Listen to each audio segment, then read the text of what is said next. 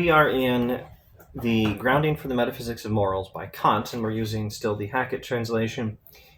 And Kant says at the end of the first section of the book these words, and I'm going to see if I can take my own advice here. I keep saying that Kant is a philosopher whose ideas are often really very simple, only he doesn't know how to communicate them in simple language. So I'm going to try to keep this epically brief and just read a few words of Kant and then just give a few very brief remarks summarizing them. Kant says, man feels within himself. Man here means a human being, humanity, the traditional gender-neutral masculine use of man. Man feels within himself a powerful counterweight to all the commands of duty, which are presented to him by reason as being so preeminently worthy of respect. This counterweight consists of his needs and inclinations, whose total satisfaction is summed up under the name of happiness. That's an interesting definition of happiness. The total satisfaction of all our needs and inclinations is what we call happiness. It's not the only definition of happiness you can give. I don't think it's even the only one he gives in this book. But this is not the time to give a complete definition and description of happiness and how we get it in Kantian philosophy. Hereby, skipping one sentence, hereby arises a natural dialectic, i.e. a propensity to quibble with these strict laws of duty, to cast doubt upon their validity, or at least upon their purity and strictness, and to make them, where possible, more compatible with our wishes and inclinations. Thereby are such laws corrupted in their very foundations, and their whole dignity is destroyed, something which even ordinary practical reason cannot in the end call good. Thus is ordinary human reason forced to go outside its sphere and take a step into the field of practical philosophy, not by any need for speculation, etc., but on practical grounds themselves. There it tries to obtain information and clear instruction regarding the source of its own principle, and the correct determination of this principle in its opposition to maxims based on need and inclination, so that reason may escape from the perplexity of opposite claims and may avoid the risk of losing all genuine moral principles through the ambiguity into which it easily falls. Now, I want to make some joke about how, since that was perfectly clear, now we can move on to the second section of the Grounding for the Metaphysics of Morals. I don't even know how to pull off the joke. That was as clear as mud to most of us, at least the first time you read it. Well, let's see if we can explain this briefly. We have a very clear understanding of the requirements of morality, but sometimes the requirements of morality conflict with our own personal desire for happiness. Morality and self-interest sometimes conflict.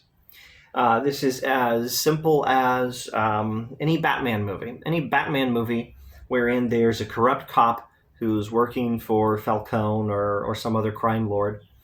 In any such film, you see a simple illustration of the conflict between self-interest and morality, or at least what we think of as our self-interest, our own selfish and perhaps short-term idea of what makes us happy. That seems to be in conflict with morality.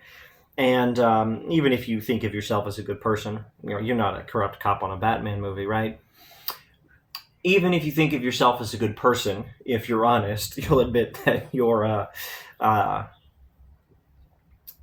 personal inclinations and self-interest do sometimes come into some conflict with what you're pretty sure is required by morality. And so there can arise a conflict, a tension, a disagreement, a conversation, an argument, a dialectic between the requirements of morality and our personal self-interest. And we can easily go astray if we're not careful and talk ourselves into doing what's wrong under the motive of self-interest, as any number of cops in Batman movies would try to justify their positions, justify their crimes. And as people normally on a daily basis, and I and you, if we're honest, will sometimes do what's wrong and try to justify it. It's easy for reason to go astray under the influence of self-interest and violate morality. And so we need to do some philosophy to go a little deeper than practical, everyday, common sense moral understanding, the kind of thing that happens when we watch a Batman movie, and do some philosophy in order to understand what is the source of good moral behavior. Let's see if I like that phrasing. Close enough. The source of good moral behavior? What is the, let me just phrase this in my own words. And now I'm maybe stepping back from this passage a little bit and taking a big picture view of the whole book. We need to step back from common sense, everyday moral understanding, where we can understand Batman movies, for example, and do some real philosophy and try to figure out what is the nature of moral law, so that we can then use our understanding of that nature to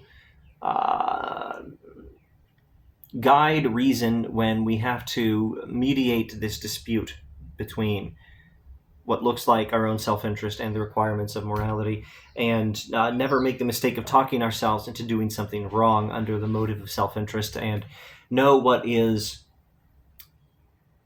the nature of the requirements of morality. They're over here conflicting with our self-interest over here, and we don't want to make a mistake under the influence of self-interest and go this way against morality while justifying ourselves and coming up with some excuse. We want to make sure we don't use bad excuses. And in order to do that, we need to know what is the nature of moral law and what is the essential, what are the essential characteristics of this requirement for morality that's always binding on us and that we don't want to abandon for the sake of our own personal self-interest.